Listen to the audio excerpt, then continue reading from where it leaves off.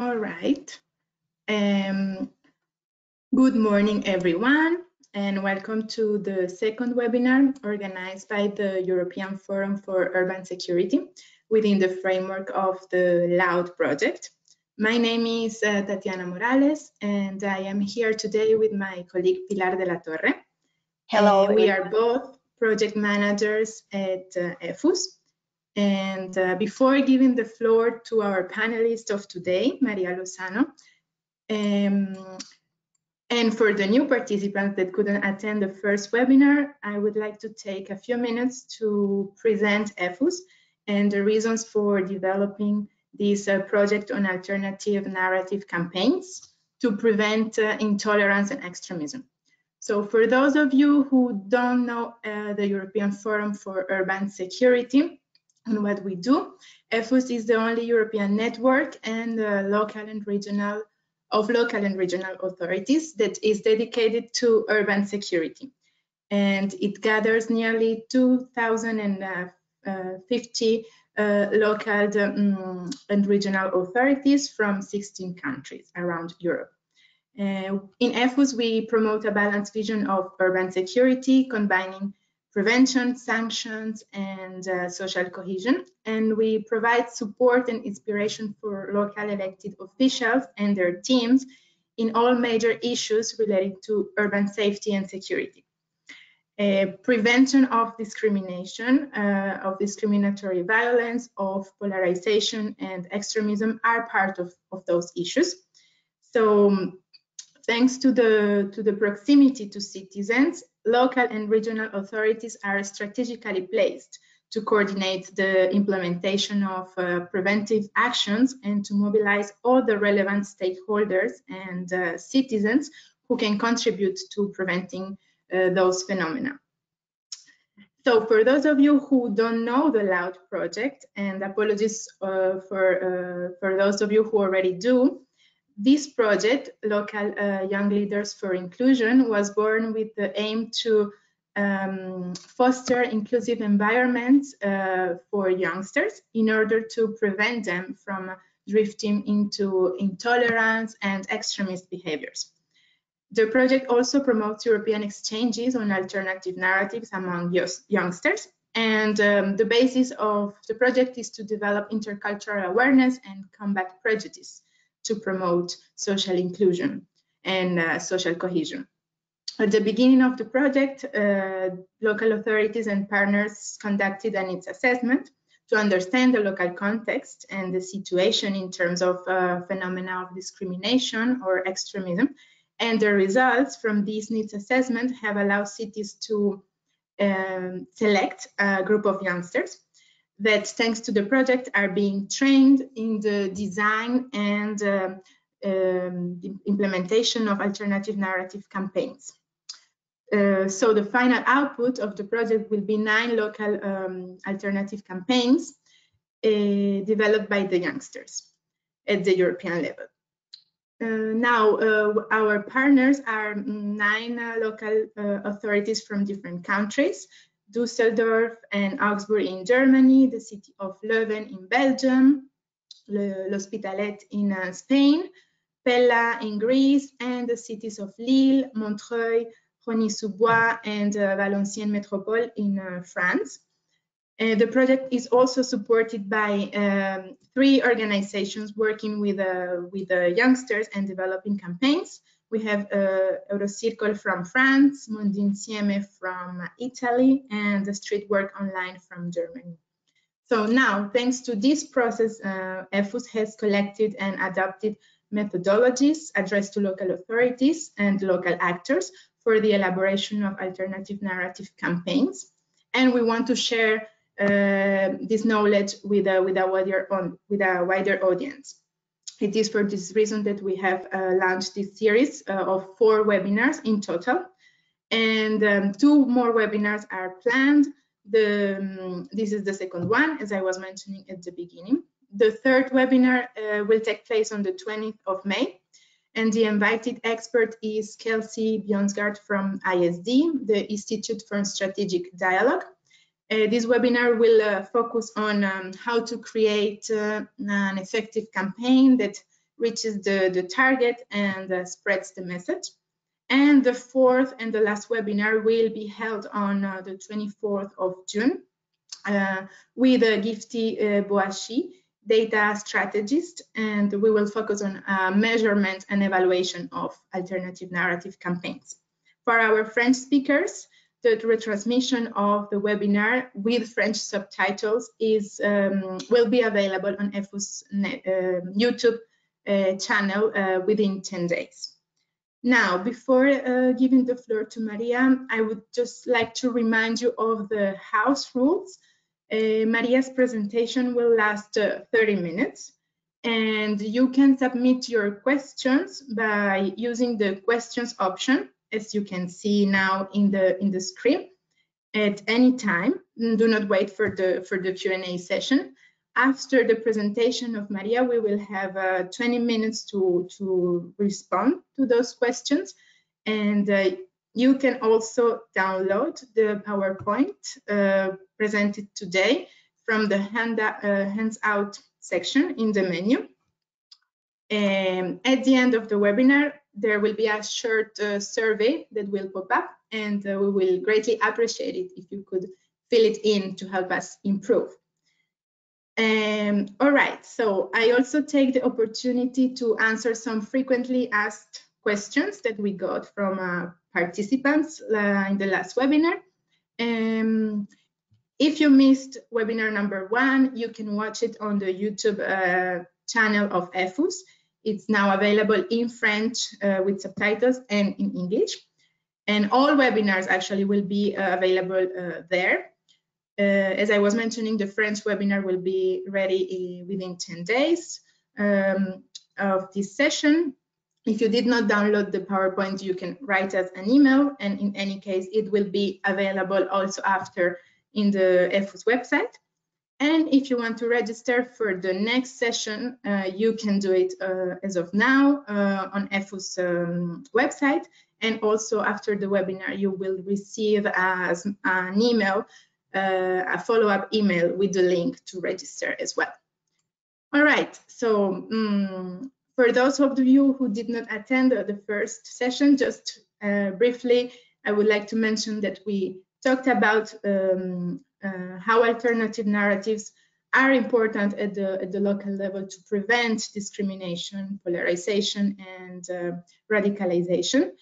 Maria told us about the importance of the local communication approach and of the steps that are necessary to build a campaign. And today we will speak about how to design an alternative campaign and create a message that offers a positive alternative to discriminatory speeches. And I would like to introduce now the panelists that some of you already probably know. Maria is a member of the Radicalisation Awareness Network and of its steering committee. She is also a leader of the working group on remembrance of victims of terrorism. And previously, since 2015, she has also worked on assignment as advisor, lecturer, expert consultant, and trainer to the United Nations Office on Drugs and Crime. And she currently collaborates with the UN in terrorism prevention, preventing violent extremism, just to mention some of her experiences. So now, without further delay, I will give the floor to Maria. Thank you very much for being with us today.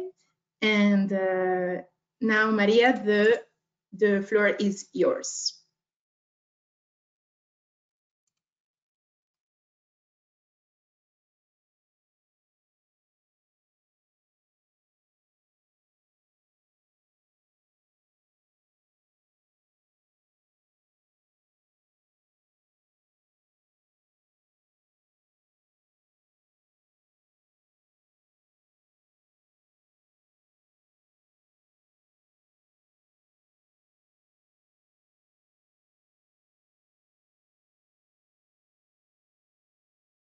Hello, Maria. Can you hear us?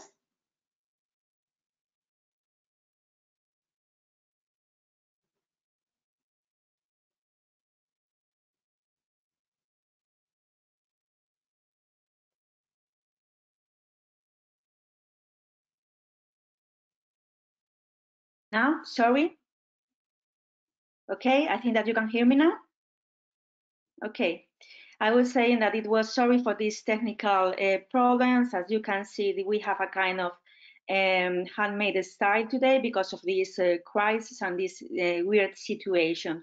So I would start again. I was saying that it was a pleasure for me being here today, conducting this second session of this series of webinar focused on how to deliver alternative narratives, focus on discriminatory speech, and also extremism, but not specifically extremism. So we wanted to adapt this webinar to your feedback, to your suggestions that you share with us immediately after the first webinar. So we have identified these training objectives for today. Hopefully, at the end of this session, we will be able to remember relevant concepts linked to the LOUD project, but we also will be able to identify the key elements of an alternative narrative campaign. We will be able to create messages that offer positive alternatives to discriminatory speech and also assess credible messengers to deliver, to share this alternative narrative campaign and this Sorry, message. Maria, to interrupt you, but I guess we don't see your presentation, your PowerPoint. We see your image, but Okay. not to the PowerPoint. So apologies for this. Yes, okay.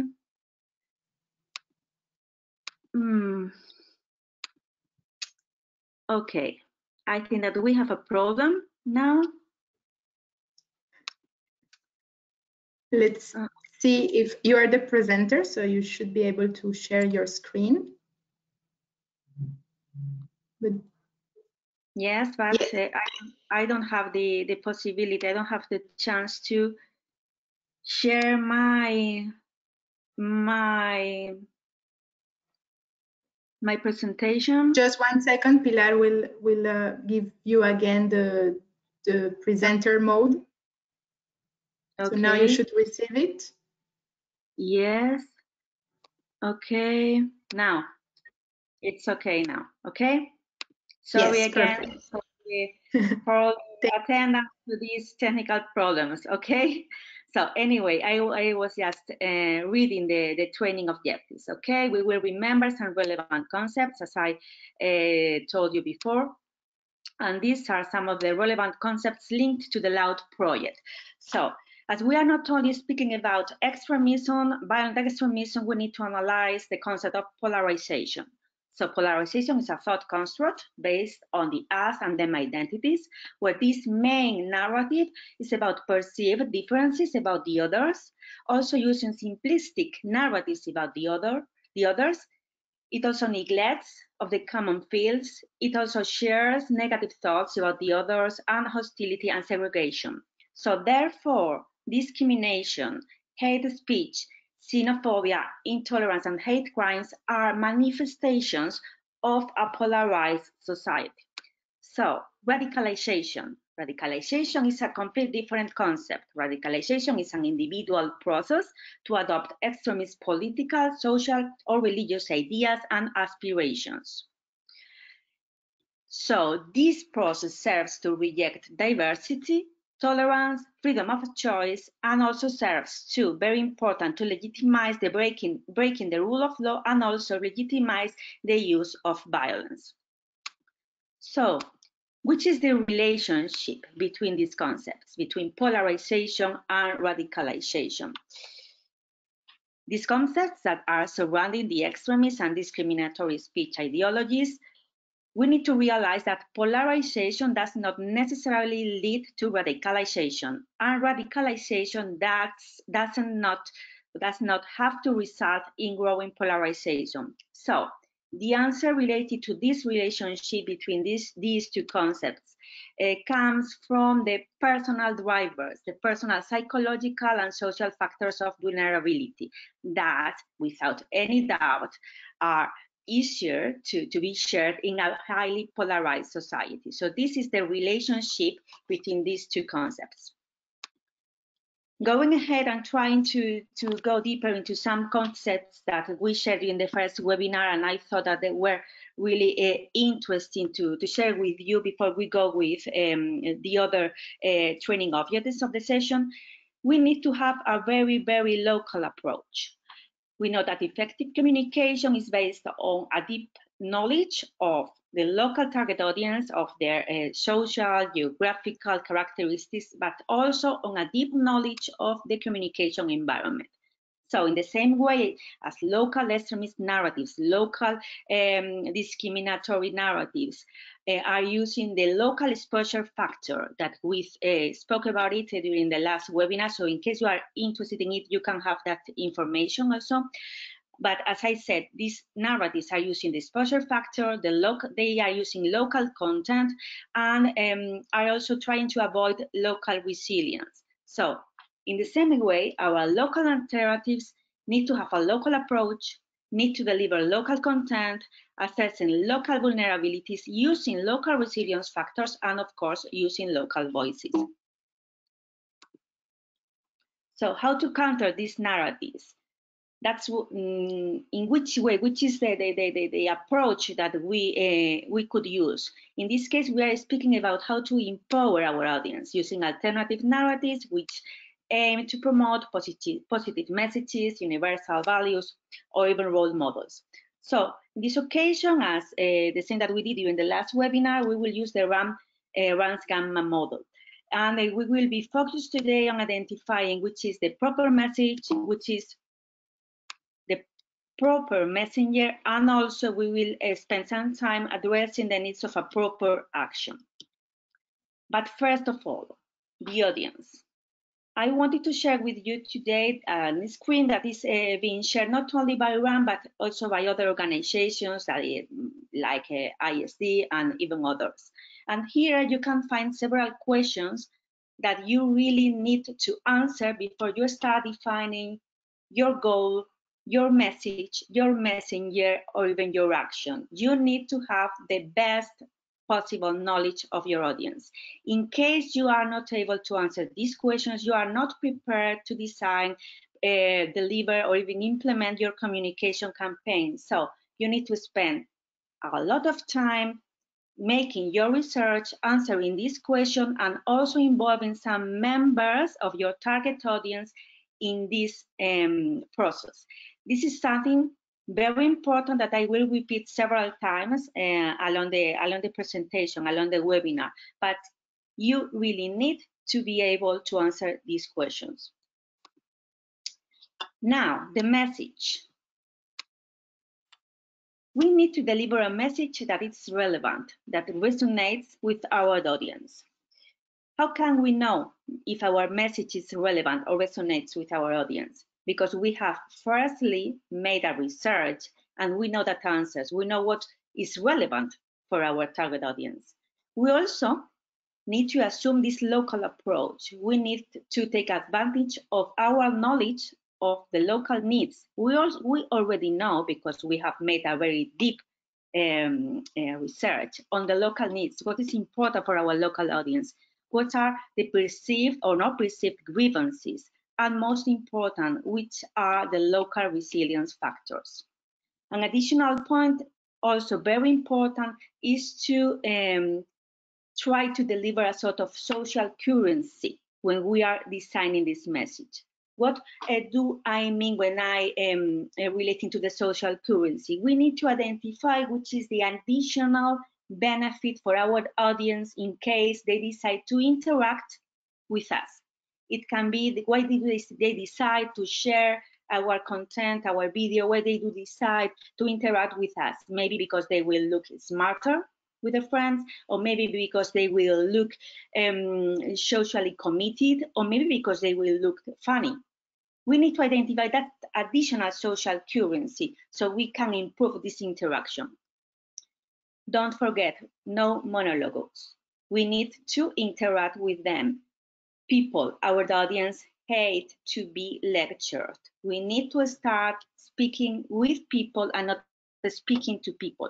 That's why it's so important to involve members of our audience in our team, delivering and designing the message. So the target audience becomes not only a recipient of our message and our campaign, but also a creator. Constant stream of content. We need, in this case, quality is not so important, even those I'm sure that you already know very well-funded projects, very technically with a high technical quality, but videos that are not being shared. So in this case, if we want our audience to interact with us, if we want our audience to collaborate with us, we need to provide them with a constant stream of content. In this case, authenticity and quantity are more important always than quality. Test your message. That's again something that I said. We need to involve members of our audience in our team so we can test our message. We cannot dare to upload our content, to start sharing our message before we have tested it beforehand. And it's a very easy way just to show our message, to show our video, to show our product to some members of our audience target and see which are their feedback, their reactions, or even whether there's a chance of improvement. Which are the possible approaches? Once we have identified the story that we want to share with our target audience, we can try to deconstruct, discredit, and demystify discriminatory, xenophobic, or extremist messages with facts, using facts. We can also try to make an emotional appeal to the audience to consider the impact of discrimination, hate speech, xenophobia, and violence. In this case, when we are trying to make this emotional appeal, the use of the proper music is very important, the use of the proper images, the use of the proper messenger, as we will see immediately after this slide. We can also have a different approach. We can use humor, okay, trying to undermine these narratives through humor, always trying to offer a positive alternative message of narrative. But there's something important that I want to share with you. We should never forget that we can use explicit messages to already convince populations. Confrontational messages with not convinced auditions, because that's the backfire effect. I mean, this is really, really important. Sometimes when we are using these confrontational approaches with audiences that are not convinced, we can generate this backfire effect. So this population, these audiences can feel attacked, can feel that we are attacking their core values, or can feel that we are attacking their identity principles as individuals or as a community. So be aware of that backfire effect. And always be aware of the characteristics of your audience, of their age, of their language, of their interests. How can we do this? By answering all the questions that we were mentioning when we spoke about the need to deliver a good research. They need to spend a lot of time answering to those questions related to the audience. And this is the first example that I wanted to bring today as one of the possible approaches that we can use. I'm not sure, probably some of you know of this campaign, okay? The Sun, you know, this tablet, they shared with their audience this front page, and in the headline, as you can read, is 1 in 5 Brit Muslims sympathy for jihadis. It's at least kind of shocking, okay? It's allegedly based on a survey that they took on their audience, okay? The political reaction was huge against this medium, against the paper, the newspaper, against this front page, and also the reaction of traditional and social media. But what is most important, Twitter generated one of the most successful campaigns ever, and was this, 1 in 5 Muslims. So lots of hilarious tweets from Muslim people and non-Muslim people about prejudices, about stereotypes related to Muslim population were posted. So, using humor, they were deconstructing and ridiculing not only the medium, but the message, the front page, the headline. So, as you can see here, 1 in 5 Muslims for Islam's under yellow years, or even 1 in 5 Muslims are undercover superheroes. This is really good one. Force 1 in 5 Muslims for their pets to wear modest Islamic clothing, and lots of them. So why I wanted to bring this campaign and this approach, why I wanted to share it with you today, because the messengers have the complete credibility. Most of them, or lots of them, are Muslims too.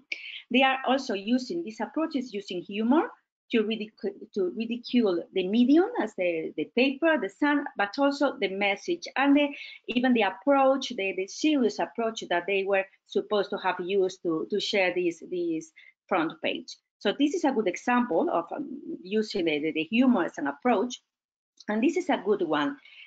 This campaign was launched by Exit Deutschland, which is an excellent NGO fighting far-right extremism, and it's funded by former extremists and by other members of the community. So this was the first involuntary online charity campaign. So they created a microsite, and they use as a main site a Facebook page.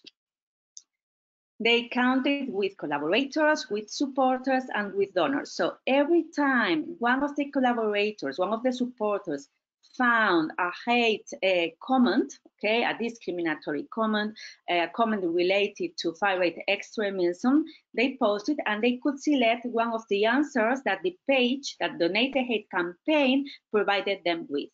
In the same way, one of the donators immediately funded the campaign and funded this campaign, and also a different project supporting refugees with €1 per comment that have been identified and have been answered.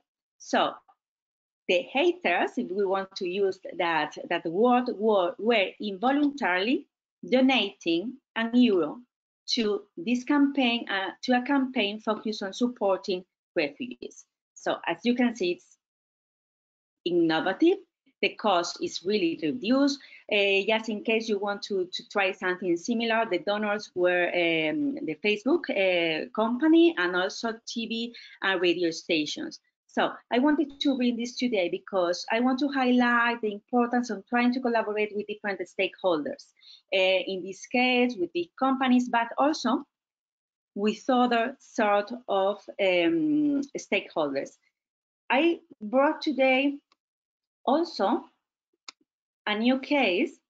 Probably some of you are familiar with it. And even when this project is not a communication campaign, it has a really strong message that in case we want to use it, or we want to use a similar approach, adding the proper messenger, or in the proper medium, or even a call to action, it can be really effective. But now, for us to be able to analyze a possible approach, I think it's interesting for us to have a look at it.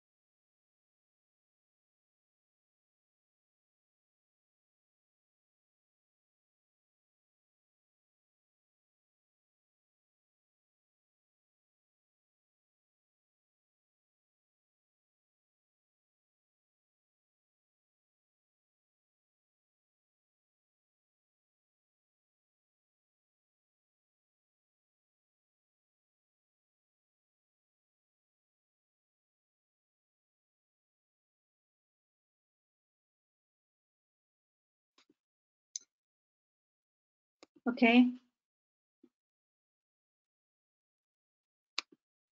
Now, okay, as I told you before, it's quite interesting this approach because, as we mentioned, they are using facts, as the video is just showing the results of an academic research project, but it's also using an emotional appeal. Think about the messengers, the kids.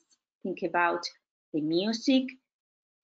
Think about all the environment. So even as I told you, when this is not a communication campaign by itself, it's an excellent example of the use of this approach. Facts plus an emotional appeal. How we can do this?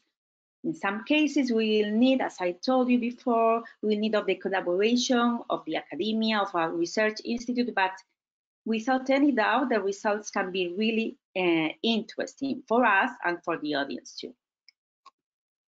Let's go now with the messenger. We know that we need a credible voice. And how can we know that our messenger is perceived as a credible voice for our target audience? The answer, I think it's really easy because we have previously spent a lot of time answering to the questions related to the audience. So we will know who is a credible voice, who is interesting for them, who is not, who will never, they will believe to. So we need to identify someone our audience can relate to, someone who speaks the same language, and who can be these potential messengers.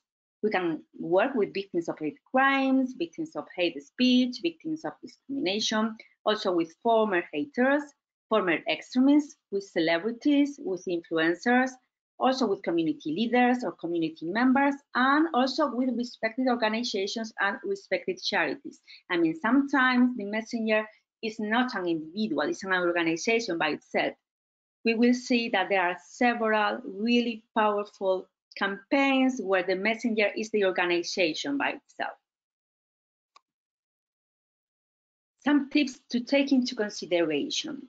The first of them, when we are identifying the proper messenger and we are starting working with them, first of them is the security issues. We need to answer to this question. Is our organization prepared with this sort of security risks? Do we want our messenger to face this sort of security risks?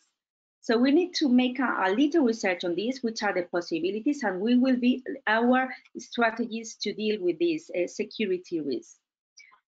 Victims and formers, they need to have a specific approach. In the case of victims, it's crucial that we avoid any sort of secondary victimization related or caused by the involvement of these victims in our communication campaign. So first of all, we need to make a kind of previous assessment and being sure that they can relate to our audience. So even the content of their speech, of their message must have a really local approach, and they must be perceived as credible voices too. Related to formers, they also need to have a specific approach.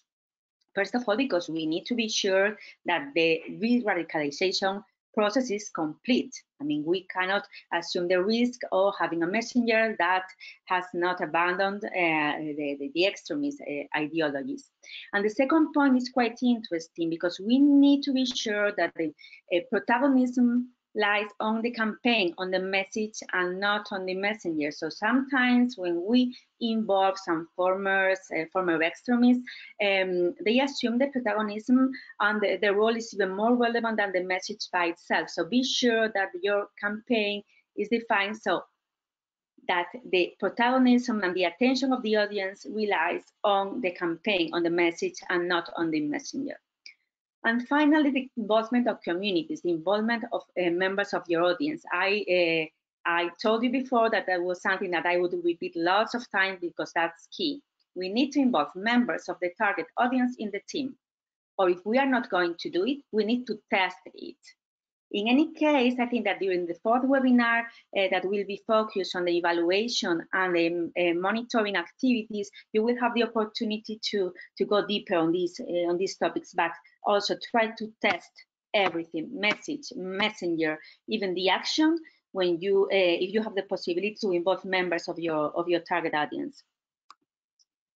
Sorry. This is a different example that I wanted to bring today, and this is linked to the credibility of organizations. And also, this is an excellent example of a really well-targeted campaign.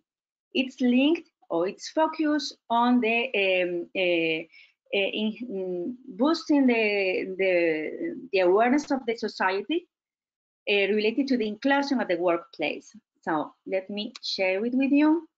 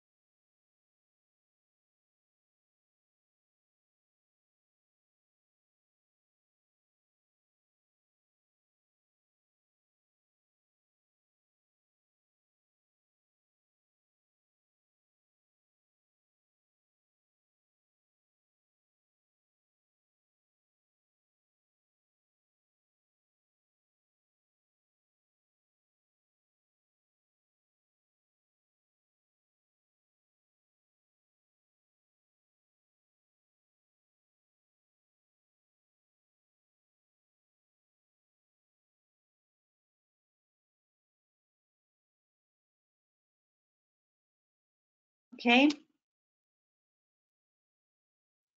As I said before, this is an excellent example of a campaign produced by a company. Okay, it's the RBC. RBC, for those of you who don't know it, it's a big bank. It's based in Canada. It's also based in the States and in other places, and it's being highly rated as a really good place to work. So this is a credible organization, okay? Credible organization for their workers. And this campaign is targeting their own workers, their RBC's workers, so their client, their intern clients. And why this is so important? Because all the video is targeting them. I mean, when these workers, when this target audience is watching at this video, they can feel recognized. They can see all the situations that are familiar to them, mostly on a daily basis. They can see even the clothes, even the way they are moving, even the presentations, or as I said before, the situation. So it's a really well-targeted campaign, which counts on the credibility of this organization in front of the real target audience. So for those of you who are interested in delivering this sort of campaigns aiming at the inclusion at the workplace, sometimes it's important to realize who is the real target audience and to test it with the people that we are asking to have a behavioral change. And again, try to explore possible collaborations with different stakeholders. In this case, RBC, but there are other local companies which would be more than happy to collaborate in this sort of projects, not only in terms of funding, but in terms of exploring other possible ways to collaboration, sometimes even linked to the corporate social responsibility area. So that's my suggestion for you in case you want to start working on this field. And finally, we need to address the call to action. We know that that's different from the message. The message is the story that we want to share with our audience. The message is counts on the local factors. It's counting also on the perceived grievances or even on the interests of the target audience. But the call to action is a petition to interact with us. So we are looking for the online or offline behavioral change. To achieve this, we need to use strong command verbs to introduce our call to action. It must be simple. We need to use words that provoke emotional responses, addressing people directly, give a reason why people should do what we are asking them to do. Again, remember the social currency, which is the benefit that they will get, the additional benefit that they will get from being involved and to respond to this call to action. Remember, it can be that they will look funny or smarter, or that they will look even socially committed, okay? It might be adjusted to the medium. Think about the first campaign, 1 in 5 Muslims. It was within the Twitter environment. The action was really clear, but think about other possible actions, as in this case, the last example that we saw related to the RBC campaign, the call to action was speak up, okay? So there are lots of examples. We need also to check it with your audience in the same way that we have already checked the goal, the message, the messenger, and now the action in both members of our target audience in our team. And let's see the last example, the last case that I wanted to share with you today.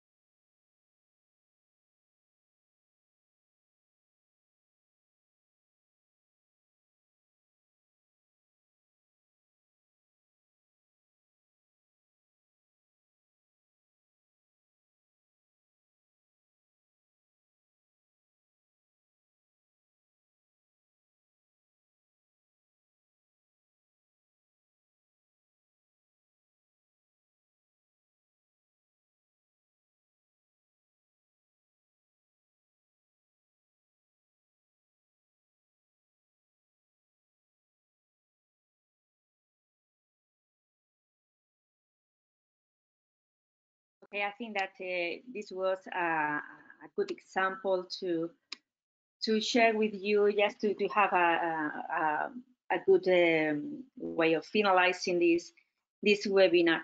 If you think for a moment that this campaign is probably one of the ones that have the greatest results in terms of a counter-extremism campaign. It was delivered, but again, Exit Deutschland. It's a really local campaign with a local approach, with a local message and local messengers. The results were incredible, as you have seen.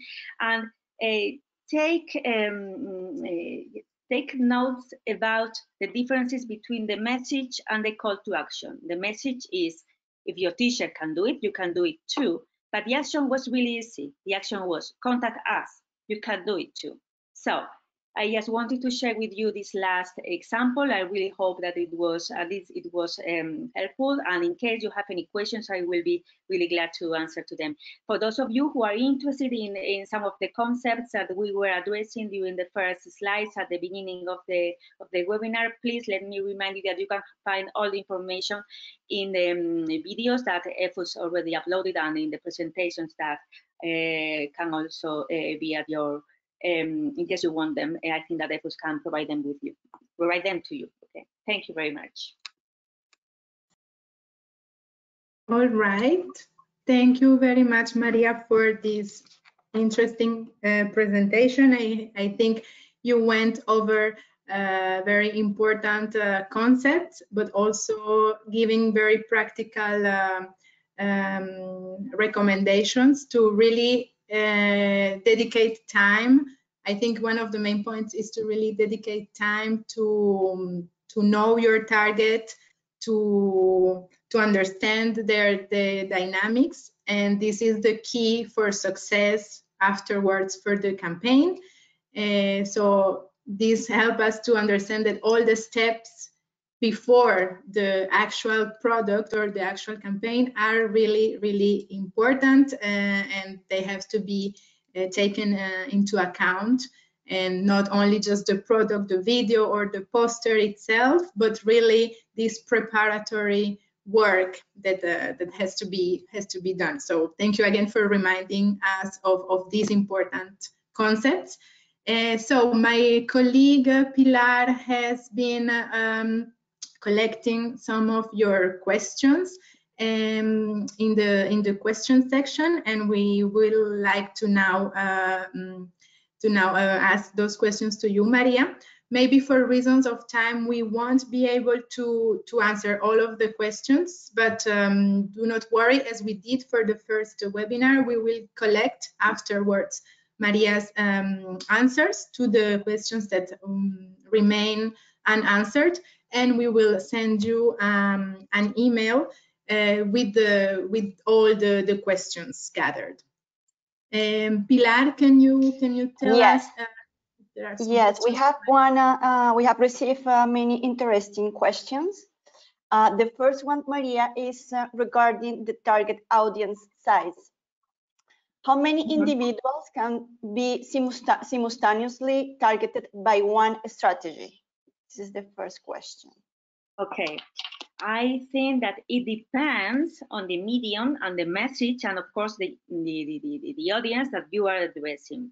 In case you are delivering, let's say, a raising awareness campaign, and you want to increase, let's say, the interest of your target audience about the effects, for example, let's relate this answer to the doll test, okay, message. I think that you want to share these results of this academic research, okay? I think that the size of the audience will come depending on the medium too. Will come depending on your goals. So once you have identified your audience, you need to realize which is the medium that they use in case the action that you are selecting. So we cannot speak about just target this audience using this strategy. It will depend. I mean, it is a pack. Probably the message will allow you to interact with 1,000 people, with 2,000 people.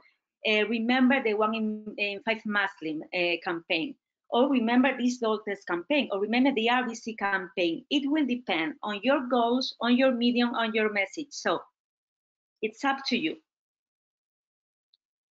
In any case, and this is related, let me please add this. I know that we are short of time, but let me please remind something.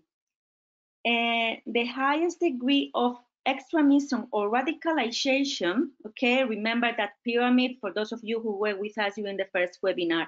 If we're speaking to people already radicalized, we need to avoid, let's say, not only confrontational messages, but wider audiences. So if we go again to that pyramid, okay, raising awareness as a primary prevention on the lower step, okay? And once we are going up to the pyramid and we are getting more radicalized individuals, our audience should be not so wide, okay?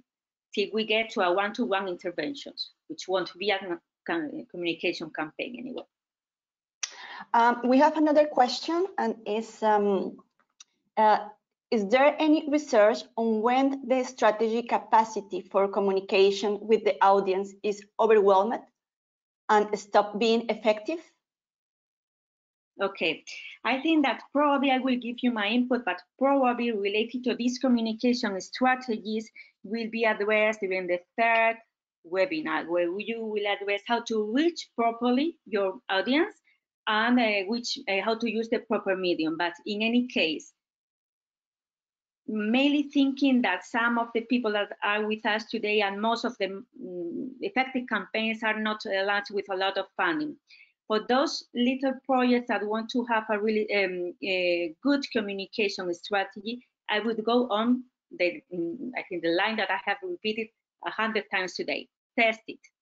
Test it with members of your target audience. That's all. I mean, we can use lots of tools already being in use with big companies and also big companies related to marketing field, social marketing, indeed, if you want to. But we can deliver a really easily a focus group and test the message and test the strategy. That would be my advice. But again, I think that during the third session, my colleague will be more focused on this theme. Thank you, Maria. Another question that we have received is, what advice would you give to people designing a campaign to ensure constant dialogue with the target audience? Okay, I would again suggest to deliver a constant products. I mean, you need to deliver a lot of content to the site or to the videos or wherever it's the tool or the product that you have chosen. So again, you don't need to be focused on quality, but on quantity.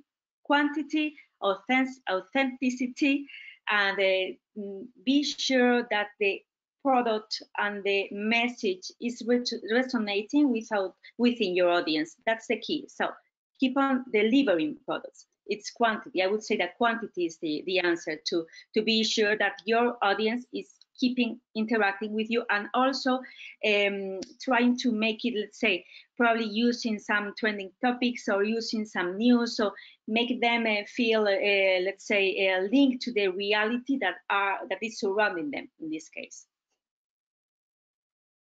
Thank you. One more question is there any way to ensure that our campaign will not promote stereotypes or discrimination against certain minorities?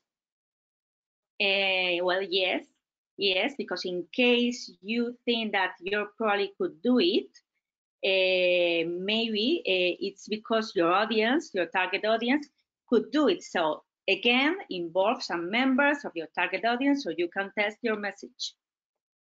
I know that it sounds really simple, but if we go again to the big marketing campaigns, that's the tools that they use. They have very targeted audience, and they are testing every little step, every little product, every little message is tested with focus group, with other marketing tools. But in our case, we just need to test everything or anything with our target audience, with a member, 2, 3, it depends on your capacity. Okay, thank you.